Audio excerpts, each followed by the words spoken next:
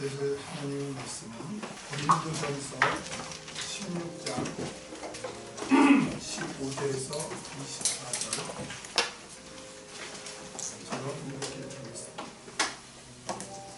형제들아, 스데바나의 집은 곧 아가야의 첫 열매요 또 성도 섬기기로 작정한 줄을 너희가 아는지라. 내가 너희를 권하노니 이 같은 자들과 또 함께 일하며 수고하는 모든 자에게 복종하라.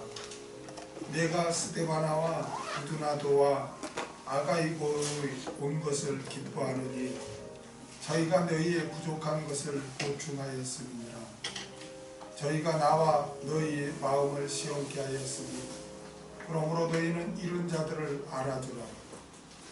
아시아의 교회들이 너희에게 무난하고 아굴라와 브리스기와 및 그 집에 있는 교회가 주 안에서 너희에게 간절히 무난하고 모든 형제도 너희에게 무난하니 너희는 거룩하게 입맞춤으로 서로 무난하라.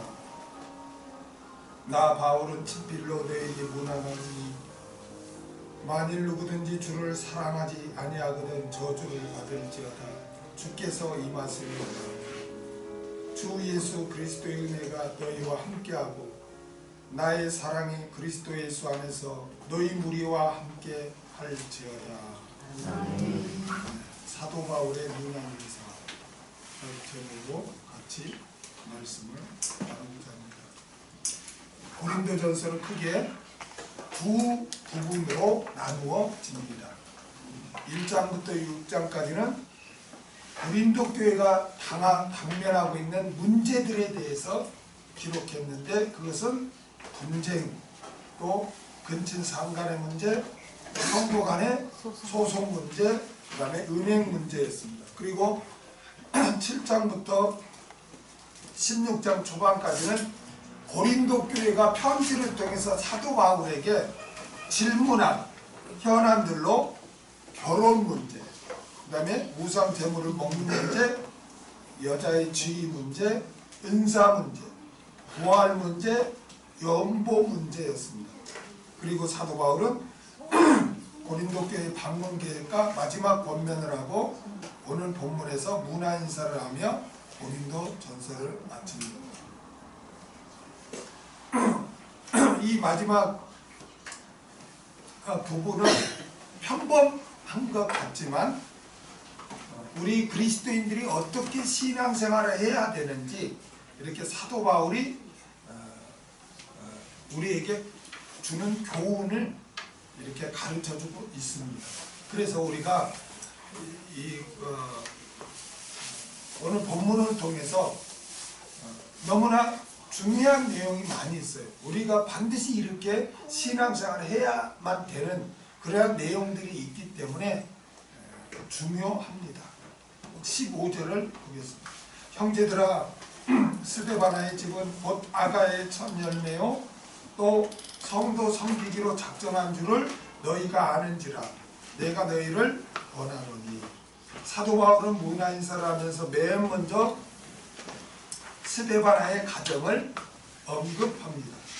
스데바나의 가정은 아가야의 첫 열매라고 그렇게 했습니다. 당시 아가야는 헬라의 중부 남부에 있는 지역으로서 그 아가야 지역의 수도가 바로 고린도 도시였습니다. 그리고 첫 열매는 헬라어로 아파르케라고 하는데 맨 먼저 거두어들인 곡식이나 과일을 말합니다. 여기에서는 공동체 구성원 중에 제일 먼저 그리스도인이 된 사람을 말합니다. 스데바나 가정은 고린도를 포함한 아가야 지역에서 처음으로 구원을 얻은 가족으로 고린도 교회의 첫 지체가 된 것입니다. 한마디로 고린도 교회의 개척 멤버였습니다. 여러분, 사도 바울이 고린도에 왔을 때는 그의 심정은 늘 두려움으로 가득 찼습니다. 왜냐하면 고린도에 오기 전에 아덴에서 복음을 전파하다가 실패를 했어요. 교회를 세우지 못했어요. 그리고 딱 고린도를 향하는데 고린도는 음란이 무역 항구이기 때문에 음란하고 황금 만능주의에 또 신전들이 많았어요. 우상 숭배가 만연했어요. 그러니 사도 바울이 고린도를 향해서 올 때 얼마나 두려워했겠습니까? 그런데 고린도에 왔을 때 처음 만난 사람이 바로 이 스데바나였습니다. 스데바나는 바울로부터 복음을 듣고 예수님을 영접하고 자기의 집을 교회로 이렇게 내어놓고 그곳에서 고린도 교회가 시작할 수 있도록 그렇게 헌신한 그러한 가정이었습니다. 사도 바울은 그 스데바나의 가정을 이렇게 소개하면서 그는 성도 섬기기로 작정했다고 이렇게 소개를 해주고 있습니다. 얼마나 멋있는 이러한 내용입니까? 사도 바울은 이렇게 하나님을 위해서 또 성도들을 위해서 헌신한 자를 늘 기억하고 인정해 주었습니다. 우리 하나님도 성도를 섬기고 또 교회를 섬기는 이런 헌신한 자를 하나님께서는 잊지 않을 줄로 믿습니다. 우리가 구약에 보면 창세기 18장에 보면 아브라함이 새 나그네를 이렇게 영접해서 여기 섬깁니다. 그랬을 때 하나님께서는 그 아브라함에게 내년 이맘때 아들이 있을 것이라고 그렇게 말씀을 해 주실 뿐만 아니라 그 아브라함의 조카인 롯이 있는 소돔과 고모라의 심판에 대해서 알려줍니다. 그래서 아브라함이 그 롯을 위해서 중보기도를 그렇게 함으로써 결국 소돔과 고모라가 심판받을 때 아브라함을 생각하사 롯을 하나님이 건져 주셨습니다. 이렇게 섬기는 자에 대해서는 하나님께서 기뻐하시고 늘 기억하고 있다는 것입니다. 예수님께서도 잡히시기 전에 마지막 6월절 최후의 만찬 때 제자들의 발을 씻기죠. 그러면서 내가 너에게 스승임에도 불구하고 내가 제자들을 이렇게 섬겼다. 본을 보였다. 그러니까 너희들도 반드시 섬겨야 된다. 그런데 나보다 위라고 연장자라고 섬기고 나보다 뭐 같거나 밑에로 세상적으로 여긴다고 섬기지 않고 그건 잘못된 것이다. 윗사람을 섬기는 것은 그건 당연한 것이고 어린아이까지라도 보잘것없고 연약한 자라도 무시하지 말고 섬겨야 된다는 것을 스승이 제자의 발을 씻기는 그 모습을 통해서 우리에게 가르쳐 주었습니다. 그래서 우리는 절대로 형제를 대할 때, 특히 형제를 대할 때 세상적인 것으로 우리가 판단해서는 안 되겠습니다. 세상적인 외모나 학식이나 또 어떤 재물이나 이러한 걸로 인해서 그를 판단한다면 반드시 하나님 앞에 심판을 받아요. 우리는 형제를 바라볼 때 하나님의 성전이요 그 안에 성령님이 내주하고 계심을 우리는 믿어야 할 줄로 믿습니다. 그래서 예수님 섬기듯 우리는 섬겨야 돼요. 예수님께서도 우리 그렇게 말씀하셨죠. 작은 자에게 한 것이 곧 내게 한 것이다. 우리는 이 말씀을 절대로 잊어서는 안 돼요. 이 말씀을 마음판에 새기고 나와 관계된 사람을 대할 때 항상 예수님으로 대하고 우리는 섬겨야 할 줄로 믿습니다. 그 다음에 16절에 보니까 이 같은 자들과 또 함께 일하며 수고하는 모든 자에게 복종하라. 고린도 교회에는 스데바나 가정 외에도 스데바나 가정과 함께 일하며 수고하는 성도들이 있었습니다. 여기에서 우리는 하나님과 교회와 성도를 섬기는 일은 어떤 특정한 사람만 하는 것이 아니라 함께 해야 된다는 것을 우리가 깨닫게 됩니다. 이 고린도 교회에 처음 있는 스데반의 가정만 성도로 섬기고 헌신한 것이 아니라 새로 예수님을 영접하서 한 지체들이 스데바나와 함께 일하며 수고했다는 것입니다. 여러분, 우리는 교회가 뭡니까? 교회는 그리스도의 몸입니다. 아멘. 교회는 그리스도의 몸이에요. 성도들은 그 몸에 속한 지체들이에요. 그렇죠? 지체들이에요. 그러면 여러분 어떻게 해야 됩니까? 지체가 어떻게 해야 돼요? 지체가? 자, 내가 어디를 가고자 하면 온 지체가 그를 함께 해야죠. 어디를 가는데 야, 시청에 내가 가야 되겠다 하는데 몸이 그렇게 딱 정했어, 머리가. 그런데 다리, 맞아 시청까지 가야죠. 다리가 막 가는데 눈이 에이 뭐 나는 구경만 할래 하고 딴 데 쳐다보면 어떻게 되겠어요? 가다가 들이받고 막 그러는 거죠. 그렇죠?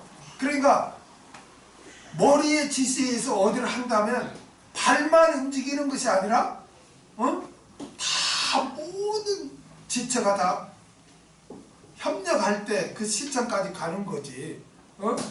그냥 뭐 발만 있다고 그 한다고 해서 시점까지 가는 거 아니잖아요. 그와 마찬가지예요. 우리는 지체이기 때문에 함께 이렇게 헌신하고 함께 섬기는. 그래서 섬겨보면 서로 힘쓰라, 서로 섬겨라, 뭐 이런 말씀이 많이 있어요. 이게 뭐 직분자만, 목사만, 아니 누구만 이렇게 섬기고 그런 게 없어요. 교회에서는 모두 다 각자에서 할 도리를 다 할 때 그 교회가 온전해지는 것입니다. 그래서 교회는 구경꾼도 눈치꾼도 있어서는 안 되고 모두 일꾼이 돼야 돼요. 그래서 그럴 때 교회가 든든히 세워져요. 스데바나 가정을 통한 그 고린도 교회가 생겼을 때 스데바나 가정만 헌신한 게 아니었어요. 오늘 본문에 보니까 이 같은 자들과 함께 스데반의 가정들과 또 함께 일하며 수고하는 모든 자에게 복종하라 라고 그렇게 말씀했어요. 이와 같이 교회는 우리는 서로 같이 섬기며 헌신하는 그러한 삶을 살아야 할 줄 믿습니다. 그리고 사도 바울은 고린도 교인들에게 또 이렇게 성도를 섬기는 일에 수고하는 자들에게 뭐하라고 합니까? 복종하라고 그렇게 합니다. 복종하라. 휘포 하세스데. 이건 뭐 밑에 라는 뜻의 휘포와 뭐 따르다 정돈하다는 뜻의 또 따르다 정돈하다 하는 뜻의 이 타소 합성을. 그러니까 복종하라 이 말은 원문대로 정리하면 누구 아래서 이렇게 따르는 것, 정돈해서 따르는 것, 한마디로 말하면 본받는 것을 말해요. 본받는 것. 그러니까 본받으라 이렇게 번역하면 더 정확하죠. 여기서는 그러니까 이 같은 자들과 또 함께 일하며 수고하는 모든 자에게 본받으라. 그들을 존경하고 본받으라는 거예요. 누가 헌신하면 그것을 시기하지 말라. 또 누가 열심히 섬기려고 하면 그것을 말리지 말라. 이건 성도의 올바른 자세가 아니다는 거죠. 어떤 성도가 열심히 헌신하면 그 성도를 존경하고 본받으라는 거예요. 그래서 같이 헌신하라는 거예요. 섬겨라는 거예요. 사도 바울은 지금 그걸 말하고 있습니다. 여기서 우리가 깨달아야 할 것은 성도들은 본을 보여주는 삶을 사는 자일 뿐만 아니라 신실한 믿음의 삶을 사는 자에게 본을 받는 그런 자들이라는 것을 우리가 명심해야 해요. 여러분, 항상 여러분은 가정에서나 직장에서나 어디에서나 항상 여러분은 본을 보여줘야 됩니다. 이게 참 중요합니다. 본을 보여줘야 됩니다. 말로만 해가지고는 교육이 되질 않습니다.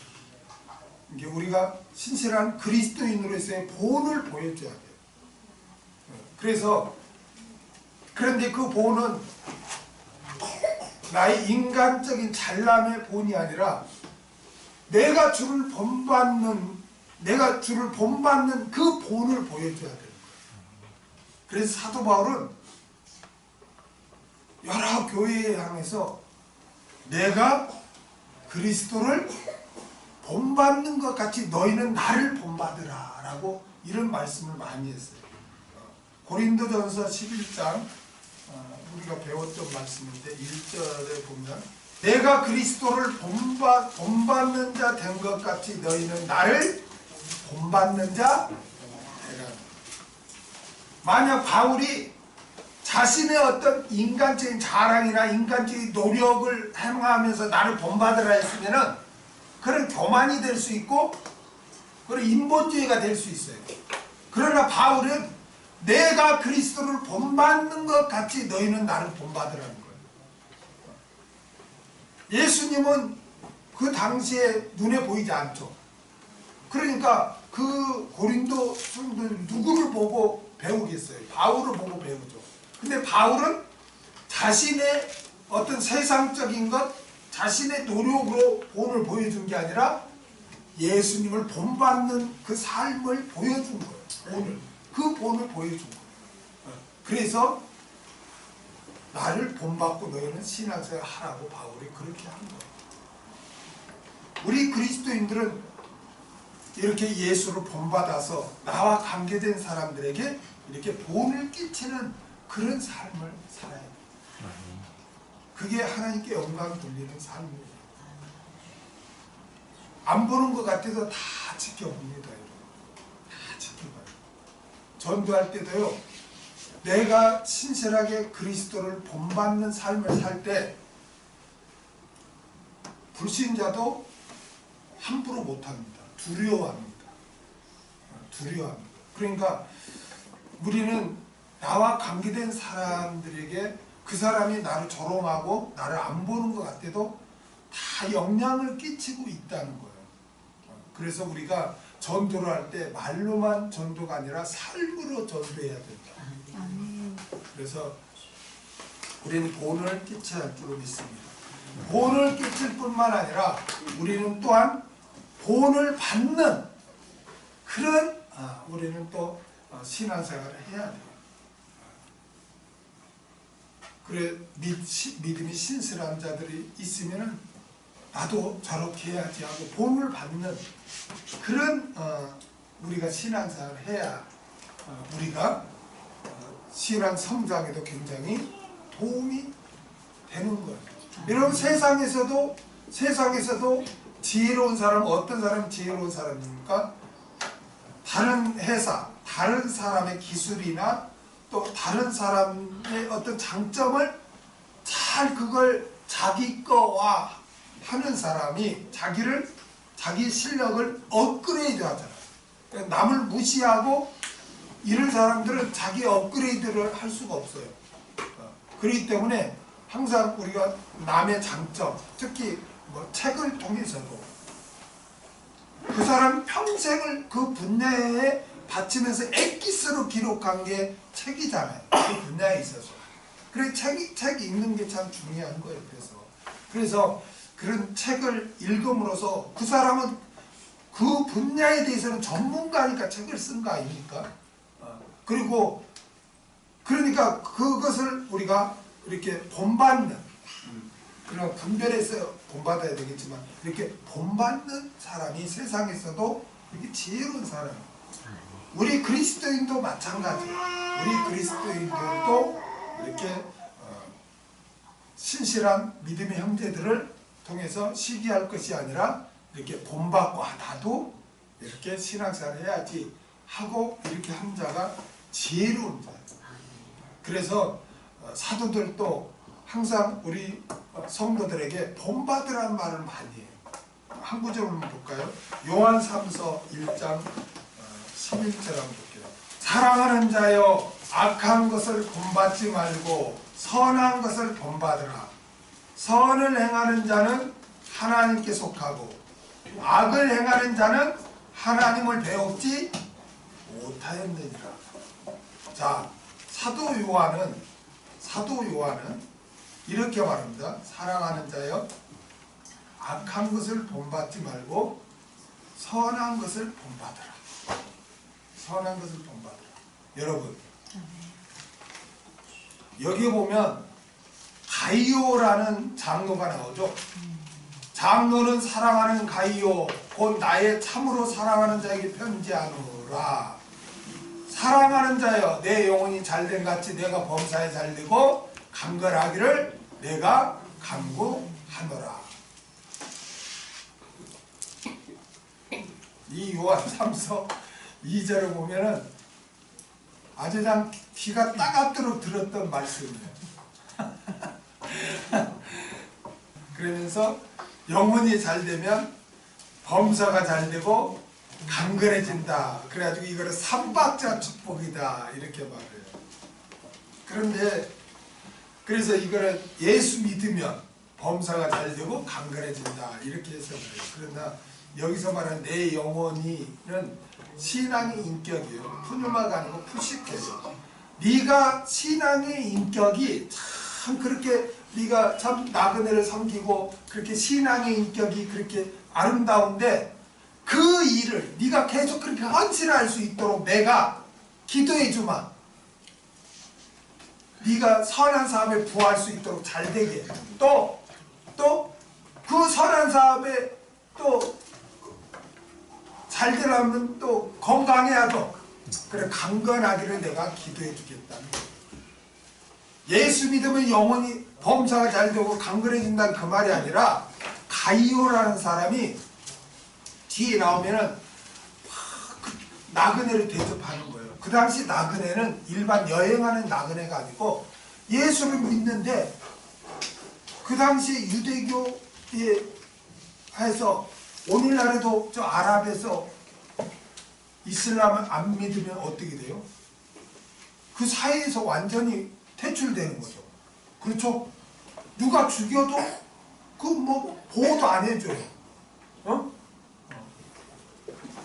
그 당시에도 그랬단 말이에요. 예수를 믿으면 막 집도 빼앗고 직장도 안 주고 재산 다 뺏고 그랬단 말이에요. 그러면 그 예수를 믿는 자들은 그 상황에서 어떻게 했습니까? 아, 내가 예수를 믿는데 하나님 왜 나를 안 지켜주고 이렇게 핍박을 받게 하고 재산 뺏기고 이렇게 그냥 직장도 잃게 하고 이랬습니까? 하나님 진짜 계십니까? 이렇게 하고 원망했습니까? 아니에요. 그들은 예수 그리스도를 믿음으로 말미암아 재산을 다 뺏기고 그런 어려운 환경에 있음에도 불구하고 이제 직장도 없고 집도 잃었으니까 돌아다니면서 예수님이 구세주가 된다고 복음을 전파했던 거예요. 아멘? 그러니 그들이 돌아다니면서 복음을 전파하는데 그들이 먹고 잘 데가 어디가 있어요? 그런데 가이오라는 이 장로는 그런 나그네들을 볼 때마다 자기 집에 영접해서 숙식을 채우고 섬겼단 말이에요. 선한 사업에 그렇게 헌신했단 말이에요. 신앙의 인격이 그렇게 성숙했어요. 그러니까 사도 요한이 그런 가이오에게 가이오야 네가 그렇게 신앙의 인격이 성숙한 것처럼 그 일을 계속할 수 있도록 내가 네 범사가 잘되게 하고 또 네가 건강하도록 내가 기도해 주겠노라. 그 말씀이 요한 3서 2절이에요. 예수 믿으면 범사가 잘되고 강건한단 말이 아니고 가이오가 그 선한 사업에 그렇게 신앙의 인격이 성숙되니까 그 일을 계속할 수 있도록 범사가 잘되고 강건하기를 내가 기도해 주겠다는 거예요. 그래서 사랑하는 자여 내 영혼이 잘된 같이 내가 범사에 잘되고 강건하기를 내가 간구하노라. 기도해 주겠다. 그렇게 말했어요. 그래, 그 뒤에 보세요. 형제들이 와서 내게 있는 진리를 증거하되 내가 진리 안에서 행한다니 내가 심히 기뻐하노라. 내가 내 자녀들이 진리 안에서 행한다함을 듣는 것보다 더 즐거움이 없도다. 사랑하는 자에 내가 무엇인지 형제 대 형제 곧 나그네 된 자들에게 행하는 것이 신실한 일이니. 보세요. 나그네들에게 그렇게 대접하고 가이오가 그렇게 했다는 거예요. 어? 그렇게 섬기고 헌신을 했던 거예요. 그런데 여러분, 그 반대로 9절을 보면 또 어떤 자가 있는가? 내가 두어 자를 교회에 썼으나 저희 중에 으뜸되기를 좋아하는 디오드레베가 우리를 접대하지 아니하니. 그 교회에는 가이오만 있는 게 아니라 또 디오드레베도 있어. 디오드레베 같은 사람이 있어. 근데 그 사람은 나그네를 접대를 안 해. 우리를 접대하지 않아. 이러므로 내가 가면 그 행한 일을 잊지 않냐. 잊지 않겠다는 거야. 저가 악한 말로 우리를 막는 데 변론하고도, 아니 도와주지 않으면 그걸로 끝나는 것도 아니고 또 악한 말로 막 또 모함까지 안 해. 주의 일꾼은 유이 부족하여 형제들을 접대치도 아니하고 접대하고자 하는 자를 금하여 교회에서 내었죠. 또 접대하는 자를 그렇게 못하게 또 막 말려. 또 자기도 하지 않으면서 그러면서 11절에 이렇게 말을 해요. 사랑하는 자의 악한 것을 본받지 말고 선한 것을 본받으라. 선을 행하는 자는 하나님께 속하고 악을 행하는 자는 하나님을 배웠지 못하였느니라. 너 본받되 가이오 같은 그 신앙을 본받고 디오드레베 같은 그 신앙을 본받지 말라. 악을 행하는 자는 하나님께 배우지 못한다. 선을 행하는 자는 하나님께 속하고. 그렇게, 그러니까 본받아도 믿음이 신실한 자는 본받아야지. 시기하고 질투하고 막 그런 거를 또 본받으면 안 돼요. 그런데 참 이해 안 하죠. 여러분, 사람들이, 성도들이 이렇게 믿음이 신실하고 하는 잘 섬기는 자를 본받는, 그렇게 본받는 게 쉬울까요?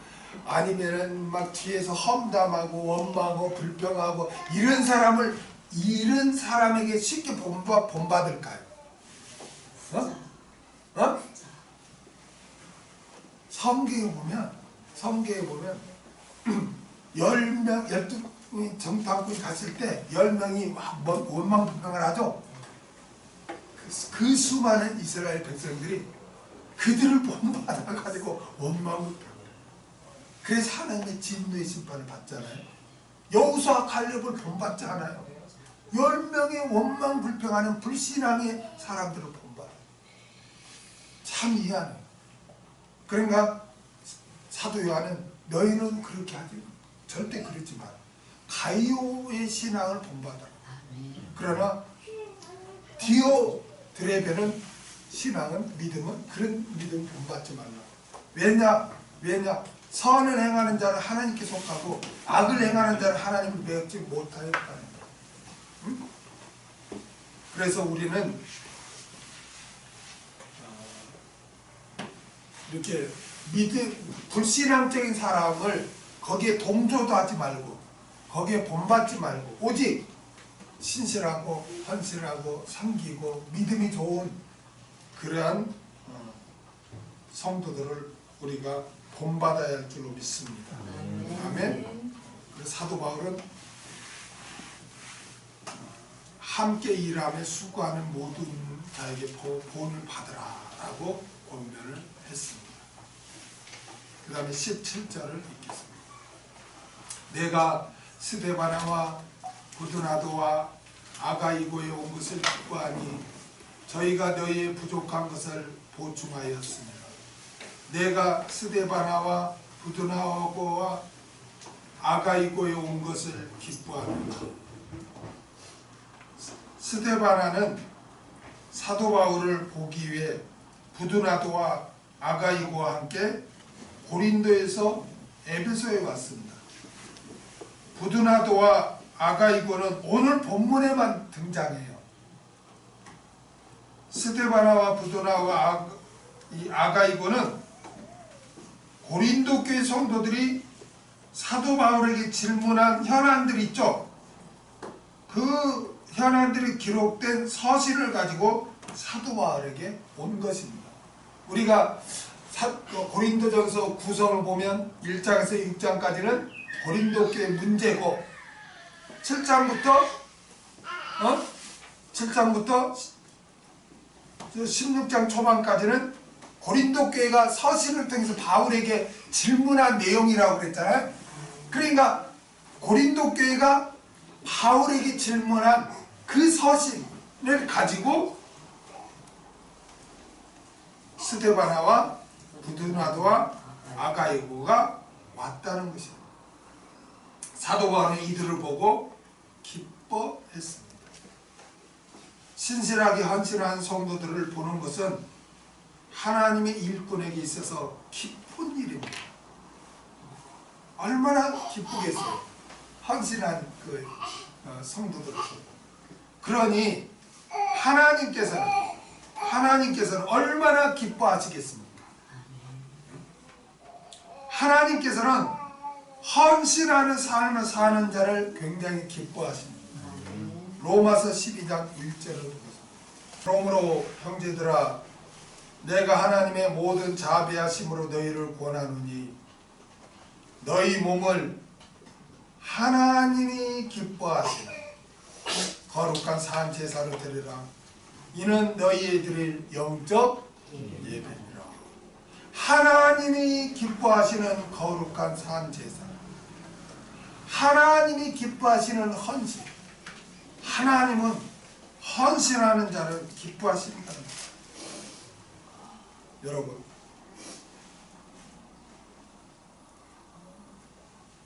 항상 여러분은 어떻게 하면 내가 하나님을 기뻐하실까를 늘 생각하고 이렇게 신앙생활 하시길 바랍니다. 무슨 일을 하더라도 내가 이렇게 하면 하나님이 기뻐하실까? 아니면 하나님이 서운해 하실까? 를 생각하고 결정하시기 바랍니다. 하나님을 늘 기쁘시게 하는 자는 하나님이 너무나 기뻐하셔요. 아멘? 그래서 성경에 보면 하나님을 기쁘시게 하는 자의 소원 하나님께 들어주신다. 시편 37편 4절. 또 여호와를 기뻐하라. 저가 내 마음의 소원을 이루어 주시리로다. 할렐루야. 여호와를 기뻐하라. 여호와를 늘 기쁘시게 해라. 저가 내 마음의 소원을 이루어 주시리로다. 우리는 헌신하는 삶을 살아서 하나님과 하나님의 일꾼들을 우리는 기쁘게 해야 하겠습니다. 아멘. 그 다음에 저희가 너희의 부족한 것을 보충하였습니다. 여기서 저희는 누구예요? 저희는 스데바나와 부두나도와 아가이고죠.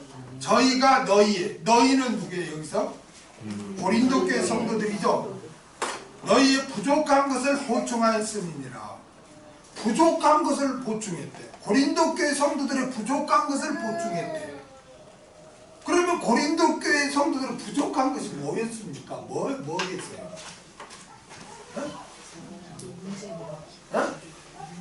문제들? 저희가 이 세 사람이 너희의 부족한 것을 보충했대요. 뭘 보충했다는 거예요? 부족한 것을 보충했대요. 이게 무슨 말일까? 너희의 부족한 것이란 고린도 교회 성도들과 사도 바울의 교제를 말합니다. 뭘 말해요? 교제를 말해요. 교제.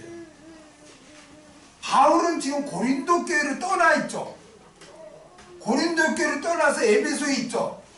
그럼 뭐가 부족해 지금? 교제가 부족하잖아. 교제. 바울이 지금 고린도 교회에서 사역을 한다면 교제가 부족함이 없는데, 바울이 고린도 교회에서 지금 에베소에 와서 있으니까 고린도 교회 성도들과 바울의 교제가 지금 부족했잖아요. 그런데 이 세 사람이 고린도 교회의 그 질문과 소식을 가지고 와서 대화를 하니까 고린도 교회 성도들과 사도 바울과 같이 부족한 교제가 보충이 되었다라고 지금 이렇게 언급하고 있는 것입니다. 사도 바울은 고린도 교회 성도들과 부족한 교제를 이 세 사람이 옴으로써 보충할 수 있게 된 것에 대해서 기뻐했던 거예요. 여러분, 여기서 우리가 깨달은 점이 있어요. 우리 성도들의 사랑의 교제는 꼭 필요한 줄로 믿습니다. 아멘. 우리들은 사랑의 교제를 통해서 위로받을 수 있고 힘을 낼 수가 있어요. 그래서 우리는 항상 믿는 형제들끼리는 이런 사랑의 교제가 있어야 하는 것입니다. 빌립보서 1장 3절에서 5절, 내가 너희를 생각할 때마다 나의 하나님께 감사하며, 여기서 너희를 생각할 때마다는 뭘 말해요? 너희를 생각할 때마다는 중보기도를 말해요. 너희를 위해 중보기도 할 때마다 나의 하나님께 감사했다는 거죠. 간구할 때마다, 간구할 때가 나오죠. 간구할 때마다 너희 무리를 위하여 기쁨으로 항상 간구함은 첫날부터 이제까지 복음에서 너희가 뭘 함을 인함이라? 교제함을 인함이라. 할렐루야. 사도 바울은 빌립보 교인들을 늘 뭐로 교제를 했냐면 중보기도를 통해서 교제를 했다는 거예요. 물론 떨어져 있지만 빌립보 교회 성도를 또 사도 바울을 위해서 중보기도 하고, 사도 바울도 빌립보 성도들을 위해서 중보기도 하고, 서로 중보기도 함으로써 그 기제, 교제를 통해서 감사했다는 거예요. 우리가 이렇게 모여서도 교제하지만 그럼 평일날은 어떻게 교제할까요? 중보기도. 아멘? 중보. 우리는 서로 교제하고 서로 위로하고 서로 격려하고 어려움이 있을 때 서로 중보기도 함으로써, 교제함으로써 신앙이 마부자가 없어요. 그래서 서로 교제 가운데 위로받고 힘을 얻어야 할 줄로 믿습니다. 한 구절만 더 보겠습니다. 빌레몬서 1장 4절에서 7절, 내가 항상 내 하나님께 감사하고 기도할 때 너를 말하면 주 예수와 및 모든 성도에 대한 내 사랑과 믿음이 있음을 들으니, 이로써 내 믿음의 교제가 우리 가운데 있는 선을 알게 하고 그리스도께 미치도록 역사하는다. 형제들아, 형제여, 성도들의 마음이 너로 말미암아 평안함을 얻었으니 내가 너의 사랑으로 많은 기쁨과 위로를 얻었노라. 빌레몬이 그 형제들을 아주 사랑으로 이렇게 교제를 하고 섬겼단 말이에요. 그 소식을 들은 사도 바울이 정말 내가 너무나 기쁘고 내가 너무나 위로를 받는다고 고백을 했던 것입니다. 항상 우리는 사랑으로 교제해야 할 줄 믿습니다. 근데 그 사랑은 아가페예요. 아가페. 조건이 없어요. 무조건이에요. 그다음에 희생이에요. 아멘? 그런 자세로 우리가 사랑을 할 때 교제가 이루어지는 거지, 내 자존심을 내세우고 나를 인정해 주니 안 해주니 이걸 내세우고 한다면 그 교제가 될 수가 없는 거예요. 그래서 이 교제는 어떤 모임, 어떤 공동체에 있어서 굉장히 중요합니다. 가정도 있잖아요. 가족 부부간에도 교제가 있어야 돼요. 교제가 있어요. 사랑으로 이해하고 섬기는 이런 교제가 있어야 되는 거예요. 그냥 법적으로 부부, 형식상 부부, 그걸 뭐 쇼인도 뭐 부부라고 하는데 우리 그리스도인은 그렇게 해서는 안 돼요. 나와 관계된 사람한테 자존심을 내세우고 하면 안 돼요. 우리가 무슨 자존심을 내세웁니까? 아니 우리가 죄인의 개수고 죄인의 개수고 그렇게 부족함이 없는 나를 하나님이 사랑해 용서해주고 사랑해주고 이렇게 삼아줬는데 우리가 뭐 잘나서 구원을 얻었습니까? 그렇다면 우리가 예수님이 그러잖아요. 1만 달란트 너희는 빚진 자다. 그런데 그걸 탕감받았어. 그런데 그 사람이 나가서 자기 동무인 100데나리온 빚진 자에게 안 갚으라고 그렇게 용서까지 안 해준다면 그게 무슨 1만 달러 탕감 받은 자. 그러니까 주인이 그러잖아요. 왕이 다시 용서가 없다. 감옥에 쳐넣어라 그러잖아요. 이게 무서운 말씀이에요. 우리가 예수를 믿어 죄인의 개수였어요. 그런데 죄 용서를 받았어요. 그렇다면 내가 죄인의 개수에서 용서받았는데 누구를 내가 용서 못 해주냐고. 우리는 있잖아요. 자존심을 내세우면 안 돼요. 세상에서는 자존심을 내세우라. 우리는 그리스도인의 자긍심은 가져야 돼요. 어떤 관계에서든지 나는 그리스도인이다. 나는 이런 자다 해서 타협하지 않고 그 자긍심은 지켜야 돼요. 아멘? 그러나 자존심은 그거는 세상 불신자들이 지키는 거예요. 아니 부부 사이에 부모 자식 간에 형제 간에 무슨 자존심이 어디가 있습니까? 자존심이. 아니 내가 좀처럼 섬기는 자인데 뭐가 저기 있어? 그래 안 그래요? 자존심이 어디 있어? 우리는 종이잖아요. 그럼 내가 당신을 왜 나는 섬기는 자입니다. 나는 아가페 사랑을 하는 자입니다. 그래 난 희생하며 나는 섬깁니다. 나는 죄인의 개수였는데 이렇게 하나님의 사랑을 입은 자입니다. 그러니까 나는 사랑합니다. 이렇게 나가야지. 자존심이 어디가 있어요? 자존심. 여러분 우리 수원성교육회 모든 지체들은 나와 관계된 사람들 앞에 자존심 다 버립시다. 그러나 자긍심은 가져야 돼. 내가 그리스도인인 것을 이 자랑스러워하고 부끄러울 일이 아니라 내가 그리스도인답게 자긍심을 갖고 살아야 돼. 그 자긍심은 가져야 되지만 자존심은 필요 없단 말이야. 자존심. 우리가 뭘 내세우고 뭘 나를 건들면 내가 가만히 그런 게 어디가 있어. 특히 사랑하는 가족, 사랑하는 형제한테 절대 그래서는 안 되지. 아멘? 그래서 항상 우리는 사랑으로 말미암아 교제하는 그런 삶을 살아야 좀 있습니다. 그럴 때 참으로 주의 하나님의 일꾼도 기뻐하고 하나님도 기뻐할 줄로 믿습니다. 그래서 사도 바울은 그 사랑의 교제, 그들이 옴으로써 우리 그리스도인은 교제를 해야 되는데 그 교제가 부족했는데 그들이 옴으로써 이 부족한 것이 보충되었다고 바울은 기뻐서 이렇게 고백하고 있습니다. 여러분 우리가 어디에 가서나 가정에서나 어디에 가서나 사랑으로 교제합시다. 아멘.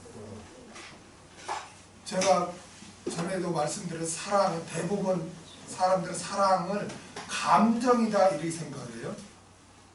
근데 사랑은 감정이 아니라 의지가 있어야 된다고 그랬죠. 의지. 사랑은 행동이에요. 그래서 사랑은 오래 참고 온유하며 자기의 유익을 굳지 않고, 이게 다 의지잖아요. 어? 그렇죠? 연애할 때나 감정이 있지, 결혼하고 무슨. 근데 의지를 함으로써 주님의 주는 사랑으로 우리가 감정까지 우리가 승화할 수 있는 거예요. 그렇기 때문에 항상 자존심 다 버리고 우리가 나와 관계된 사람을 사랑으로 교제합시다. 오늘은 여기까지. 이게 우리 그리스도인들이 신앙생활을 함에 있어서 굉장히 중요한 내용이 있기 때문에 이게 그냥 지나갈 수가 없어요. 그래서 아마 이제 다음 주에는 이제 마무리가 다 될 것 같습니다. 기도하겠습니다.